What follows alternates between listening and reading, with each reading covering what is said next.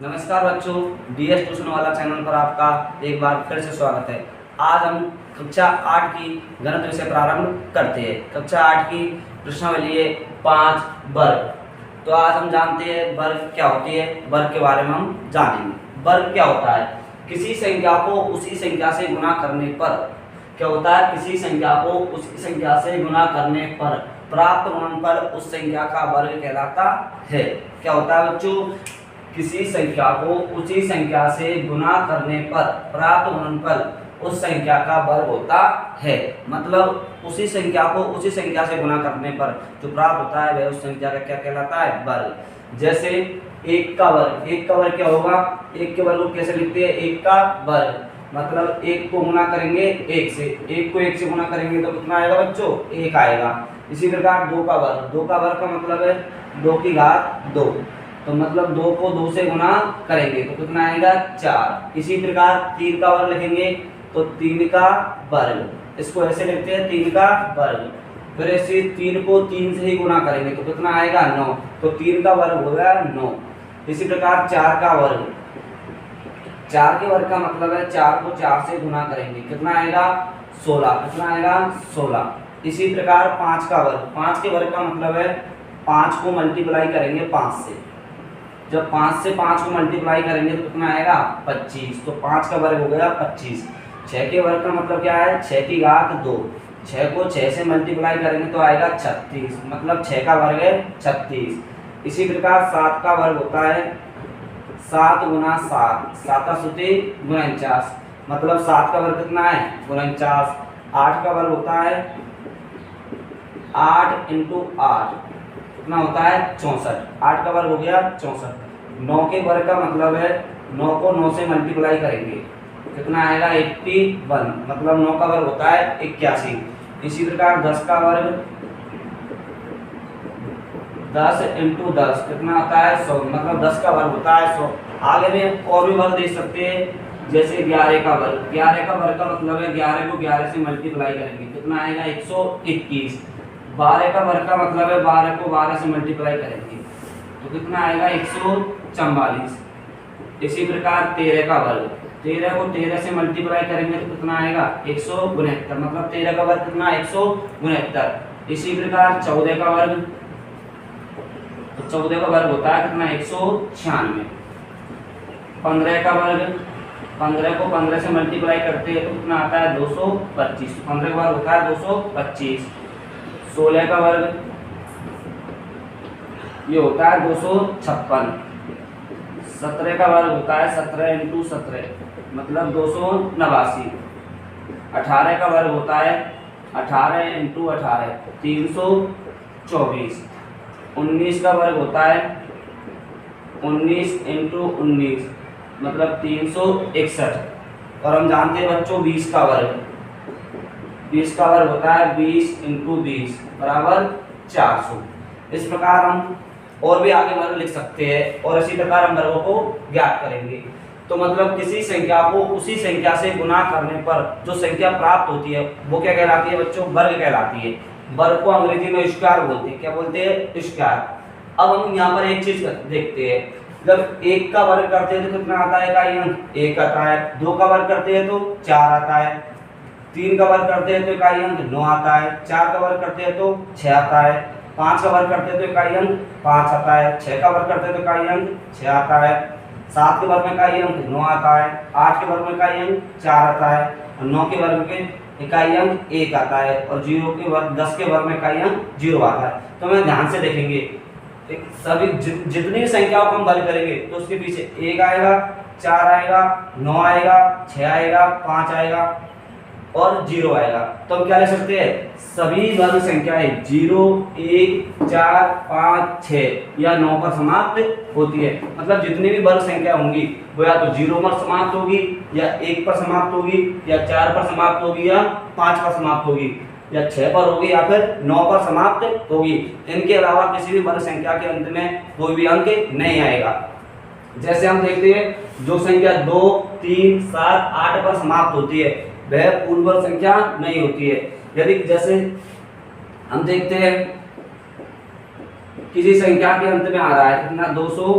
22 आ रहा है। तो संख्या के अंत में 2 आ रहा है, तो ये कभी भी पूर्ण वर्ग संख्या नहीं हो सकती। जैसे हमने लिख दिया 3542, 30,542, इसके पीछे दोबारा तो हम देखते कह देंगे इसका इकाई अंक कितना है 2, तो ये कभी पूर्ण वर्ग संख्या नहीं होगी। तो जो संख्या 2 पर, 3 पर, 7 पर या 8 पर समाप्त होती है वह कभी भी पूर्ण वर्ग संख्या नहीं होगी। और आगे पूर्ण वर्ग संख्याओं के अंत में शून्य संख्या होती है वो सम आती है। जैसे हमने 10 का वर्ग किया तो 10 का वर्ग होता है 100। यहाँ पर शून्य संख्या कितनी है 2, 2 क्या है सम संख्या है, मतलब शून्य संख्या क्या आएगी सम आएगी। जैसे हमने करा 30 का वर्ग, तो 30 का वर्ग होता है 900, तो यहाँ भी शून्य संख्या क्या है सम है, शून्य संख्या यहाँ भी क्या है सम। हमने लिखा 100 का वर्ग, 100 का वर्ग होता है क्या 10,000, कितना होता है 10,000। यहाँ शून्य संख्या कितनी है 4, जो भी क्या है सम संख्या। तो पूर्ण वर्ग संख्या के अंत में शून्य संख्या केवल क्या होती है सम संख्या होती है, मतलब शून्य संख्या अगर विषम है, माना कि जैसे 1000 है तो 1000 में शून्य संख्या विषम है, तो ये क्या पूर्ण वर्ग संख्या नहीं है। सम संख्या का वर्ग सम संख्या होती है और सम संख्या का वर्ग क्या होती है सम संख्या होती है। मतलब जैसे मैंने 4 का वर्ग किया, मैंने कितना वर्ग किया 4 का कितना आएगा 16, 16 क्या है सम संख्या है। मैंने 8 का वर्ग किया कितना आ रहा है 64, ये सब क्या है सब 8 भी सम संख्या और 64 भी क्या है सम संख्या, मतलब सम संख्या का वर्ग सम संख्या होती है। इसी प्रकार विषम संख्या का वर्ग विषम संख्या होती है। मैंने कोई विषम संख्या ले ली जैसे 5, तो 5 क्या है विषम संख्या है, इसका वर्ग कितना आ रहा है 25, तो 25 भी क्या है विषम संख्या है। मैंने कोई विषम संख्या ले ली भाई 15, 15 का वर्ग होता है 225, तो 15 भी विषम और 225 भी क्या है विषम संख्या है, मतलब विषम संख्या का वर्ग भी विषम संख्या होती है। अब हम प्रश्नावली 5.1 प्रारंभ करते हैं।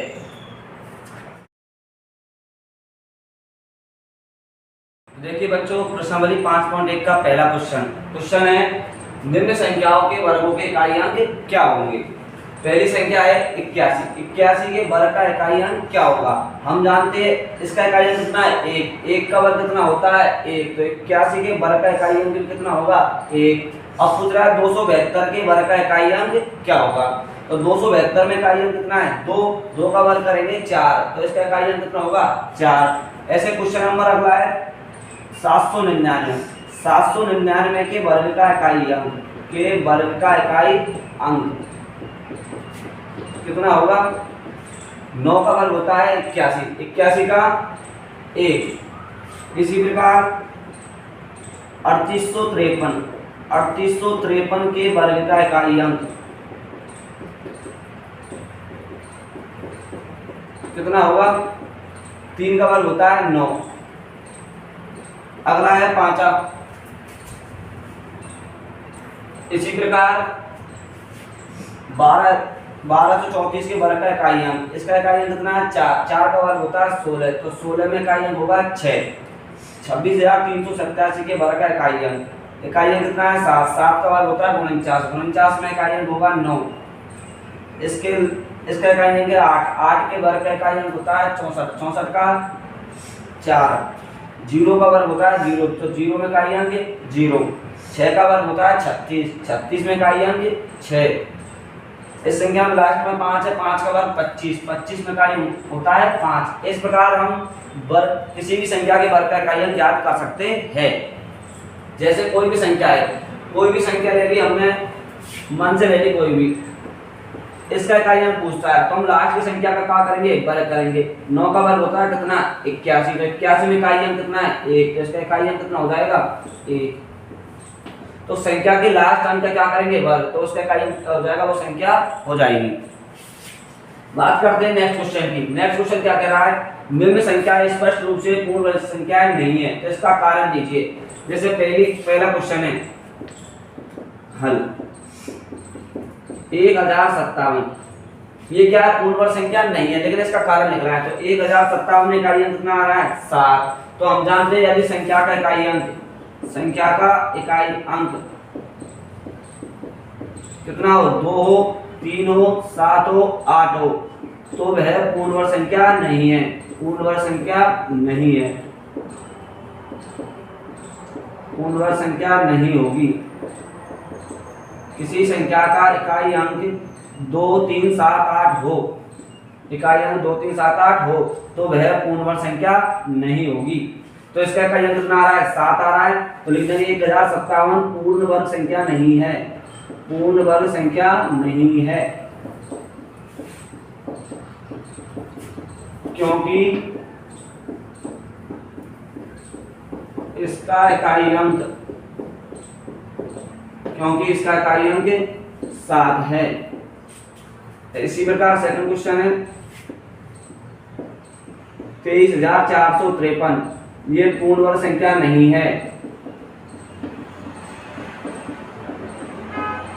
पूर्ण वर्ग संख्या क्यों नहीं है? क्योंकि इसका इकाई अंक कितना है 3, जिसका इकाई अंक 3 होता है पूर्ण वर्ग संख्या नहीं है। कारण लिखेंगे क्योंकि इसका इकाई अंक 3 है। इसी प्रकार क्वेश्चन नंबर 4 कितना है 7,928, 7,928, ये भी क्या है पूर्ण वर्ग संख्या नहीं है, पूर्ण वर्ग संख्या नहीं है, क्योंकि इसका इकाई अंक कितना है 8, इसका इकाई अंक 8 है। तो जिसका इकाई अंक 2, 3, 7, 8 है वह पूर्ण वर्ग संख्या नहीं है। क्वेश्चन नंबर 4 2, 2, 2, 2 इकाई क्या लिखेंगे पूर्ण वर्ग संख्या नहीं है, पूर्ण वर्ग संख्या नहीं है, क्योंकि इसका इकाई अंक 2 है, इसका इकाई अंक कितना है 2, इसलिए पूर्ण वर्ग संख्या नहीं है। अगला है 5वां, कितना है 64,000। तो ये पूर्ण वर्ग संख्या क्यों नहीं है? क्योंकि यहाँ पर शून्यों की जो संख्या है वो क्या है विषम है, 3 आदि 3 क्या विषम संख्या है। लिखेंगे पूर्ण वर्ग संख्या नहीं है, पूर्ण वर्ग संख्या नहीं है, क्योंकि यहाँ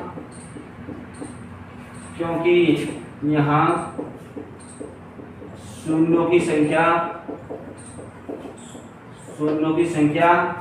विषम है, शून्यों की संख्या विषम है। इसी प्रकार छठा क्वेश्चन है 8,89,722, ये भी क्या पूर्ण वर्ग संख्या नहीं है, पूर्ण वर्ग संख्या नहीं है, क्योंकि इकाई अंक 2 है। ये पूर्ण संख्या क्यों नहीं है? क्योंकि इसका इकाई अंक कितना है 2 है। अगला है 7वां क्वेश्चन,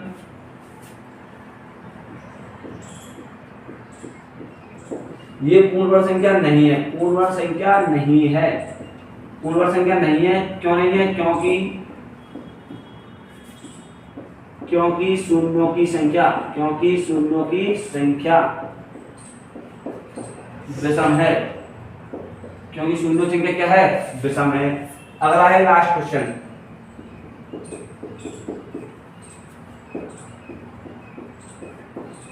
ये भी पूर्ण वर्ग संख्या नहीं है। क्यों नहीं है? क्योंकि इसमें जो लास्ट में शून्य में कितने हैं, एक है, मतलब विषम संख्या है। लिख देंगे यह पूर्ण वर्ग संख्या नहीं है, यह पूर्ण वर्ग संख्या नहीं है, क्योंकि यहाँ शून्यों की संख्या विषम है, क्योंकि यहाँ शून्यों की संख्या विषम है। तो इस प्रकार हमने आज प्रश्नावली 5.1 के क्वेश्चन नंबर 1 और क्वेश्चन नंबर 2 पूरे किए। अगली नेक्स्ट वीडियो में क्वेश्चन नंबर 3, क्वेश्चन नंबर 4 जो भी क्वेश्चन है हम नेक्स्ट वीडियो में करेंगे। तो इसी प्रकार के वीडियो देखने के लिए हमारे चैनल को सब्सक्राइब करें, लाइक करें, कमेंट करें। अगर हमारी वीडियो अच्छी लग रही है तो अपने सभी दोस्तों के साथ शेयर करें। धन्यवाद।